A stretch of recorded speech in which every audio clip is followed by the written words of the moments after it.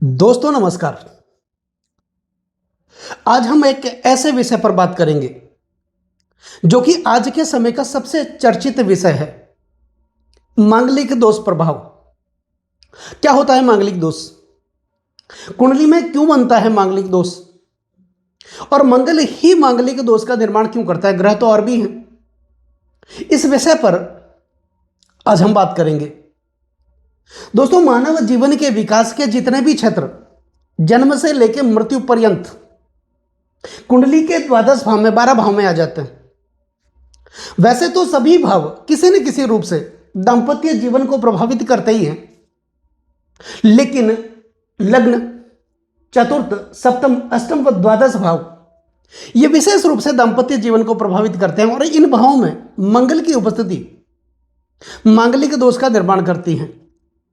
लग्ने वये च पाताले जामित्रे चाष्टमे कुजे कन्या व्रत विनाशाय व्रत कन्या विनाश का अर्थात लग्ने लग्न भाव में मंगल हो, वय 12वें भाव में मंगल हो, च पाताले चतुर्थ भाव में मंगल हो, जामित्रे सप्तम भाव में मंगल हो, अष्टम भाव में मंगल हो, कुज मतलब मंगल अगर विराजमान हो तो कन्या भर्ता का नाश करती है और भर्ता कन्या का नाश करता है। ऐसा शास्त्रोक्त विधान है, महर्षि पराशर ऐसा कहते भी हैं।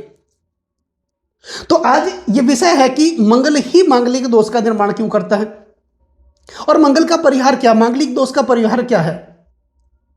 दोस्तों, मंगल रज के कारक माने जाते हैं। मंगल अग्नि प्रधान ग्रह हैं, गुशल प्रवृत्ति के ग्रह हैं।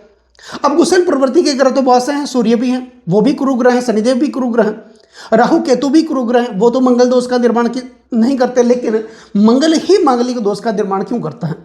अब मंगल रज के कारक माने जाते हैं, मंगल अग्नि प्रधान ग्रह है। मंगल की अच्छी स्थिति जन्म कुंडली में सुखद काम शक्ति का निर्माण करती है और अशुभ स्थिति काम शक्ति को ही खत्म कर डालती है। तो एक सुखी दांपत्य जीवन के लिए पति और पत्नी के बीच संतुलित काम शक्ति का होना जरूरी माना जाता है, तभी दांपत्य जीवन चलता है।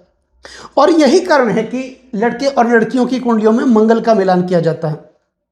दोस्तों, यह मंगल अगर पुरुष की कुंडली में शुक्र के साथ युति संबंध में हो, किसी भी प्रकार के संबंधों में हो, यानी कि स्थान परिवर्तन का संबंध हो, युति का संबंध हो, केंद्र त्रिकोण का संबंध हो, राशि परिवर्तन का संबंध हो, पुरुष में यह मंगल शुक्राणुओं का निर्माण करते हैं। और यही मंगल स्त्री की कुंडली में चंद्रमा के साथ किसी भी प्रकार के संबंधों में होते हैं, स्त्रियों में अंडों का निर्माण करता है। और ये दोनों चीजें संतान उत्पत्ति में कितनी ही सहायक सिद्ध होती है, यह बात किसी से छुपी नहीं है। अब मंगल सौर परिवार के सेनानायक हैं, इनको सेनापति कहा जाता है, रज के कारक हैं, अग्नि प्रदान ग्रह हैं।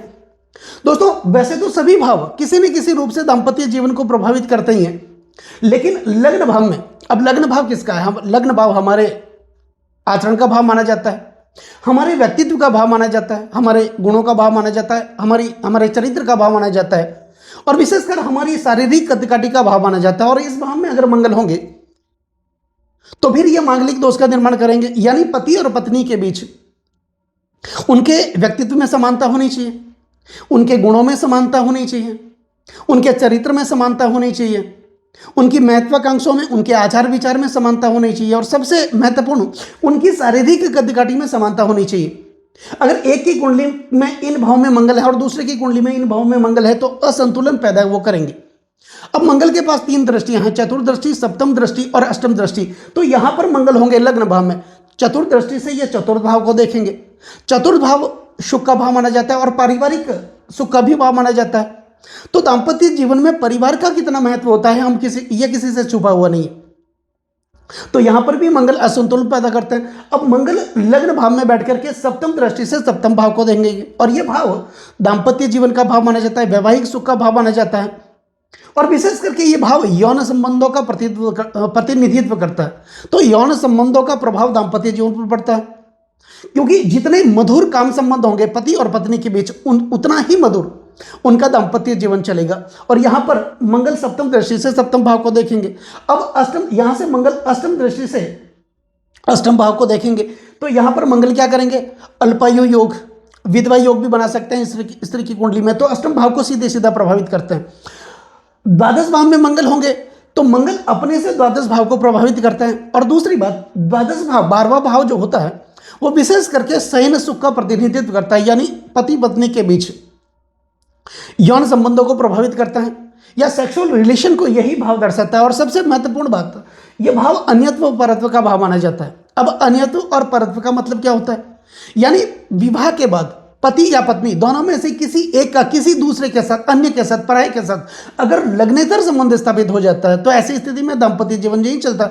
तो यहां पर मंगल बैठ करके या मंगल अगर दृष्टि भी डालेंगे तो इस प्रकार के व्यवधान वो उत्पन्न करते हैं। यह बात तो मांगलिक दोष की रही कि मांगलिक दोष इन भाव में अगर वो मंगल बैठते हैं तो दाम्पत्य जीवन को सीधे सीधा प्रभावित करते हैं। अब ज्योतिष के मर्मज्ञ, ज्योतिष के मनीषी, विद्वान ये कहते हैं कि अगर वर की कुंडली के इन भावों के अंदर मंगल हो, यानी लग्न भाव में मंगल हो, चतुर्थ भाव में मंगल हो, सप्तम भाव में मंगल हो, अष्टम भाव में मंगल हो या द्वादश भाव में मंगल हो, वही मंगल अगर वर की कुंडली में और वधु की कुंडली में भी इन भावों में मंगल हो तो मंगल से मंगल का मिलान हो जाता है, जिसे कहते हैं सममंगल। एक स्थिति हुई है। दूसरी स्थिति यह भी है कि इन भावों में मंगल हो एक की कुंडली में और दूसरी की कुंडली में मंगल की जगह पर कोई भी पापी ग्रह जैसे राहु, केतु, सूर्य और शनिदेव हो तो मंगल से मंगल का मिलान हो जाता है। कुल मिलाकर के अगर एक की कुंडली में इन भाव में मंगल हो और दूसरी की कुंडली में भी इन भाव में अगर मंगल हो तो कहते हैं सब मंगल हो गया, मंगल का परिहार हो जाता है। क्या वाकई ऐसा होता है? यह बात सत्य है, लेकिन इसमें भी त्रुटि है। वो क्या है आगे मैं वीडियो में आपको बताऊंगा, उस बात को भी ध्यान में रखना बहुत जरूरी माना जाता है। दूसरा कि अगर एक की कुंडली में इन भाव में मंगल है, अगर वो मंगल स्वक्षेत्री हो, उच्चस्थ हो, अपने वर्गोत्तम में बली हो, मित्र राशि में हो तो वो मांगलिक दोष का निर्माण नहीं करता है, क्योंकि मंगल जिस भाव में विराजमान होंगे, अगर वो स्व राशि में होंगे, मित्र राशि में होंगे तो अपने भाव को वो बिगड़ने नहीं देंगे।